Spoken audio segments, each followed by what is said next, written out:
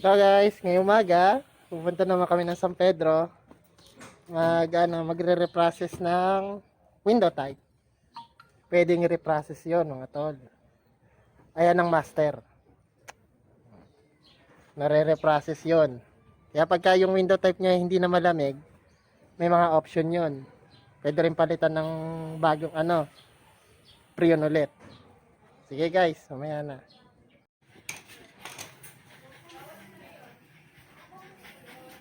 Ito nagawa nga sa Cavite yung ganyan. Sa Kevin, anong findings mo? So, ito ay may refrigerant siya pero kaunti na lang. So, possible may butas to. Kailangan natin hanapin yung leak at i-system reprocess. So, doon lang ako nagtataka doon sa nag-check up dito dahil 1 to 2 or 3 days hanggang 1 month. Tapos ipupull out din na yung unit. Pwede naman siyang gawin dito sa bahay ng customer. Yun.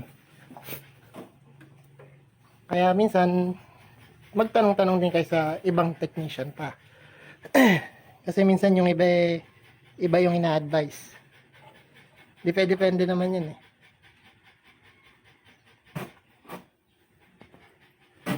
Kung kompleto gamit, kayang gawin sa bahay. Pero pag kulang-kulang, talagang yun ang i-advise. Diba, Dre? Ayan. Is namin yung yung may leak ngayon siya. Kasi binacuum namin, tumataas yung gauge. Kahit kahit window type nagkakalik din. Hindi lang split type ang nagkakalik. Ngayon namin yung leak.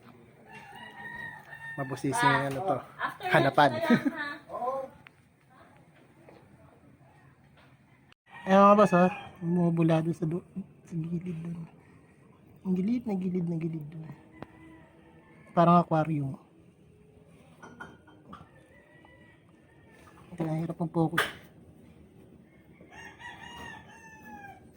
Yan, ayun o. Kaya siya nawawala ng lamig. Yan ang cause. So guys, itong gawa namin, palit preon na rin. Tapos, linis. Deep clean. Ang tinatawag namin deep clean, ayan. Kalas lahat talaga. Talagang angat lahat. Deep clean, tapos palit preon, flashing, lahat na yan, kompleto yan, all in one na yan lahat. Walang karumi-rumi yan. So guys, okay na na namin. Lalagyan na ng tanso ni boss.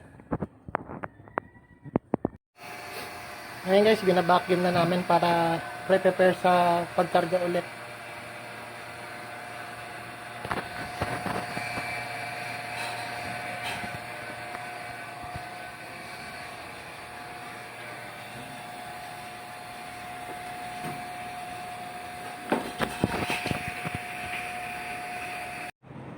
Update lang guys. Ayun na, okay na siya.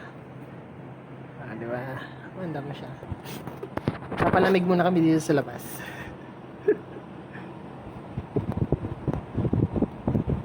Yung sensor Dre, hindi mo pa nakikabit.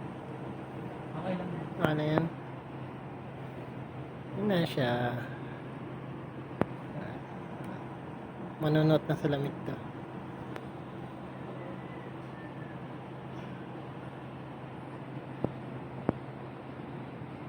Inverter nga pala to. Ano mo sabihin? Inverter.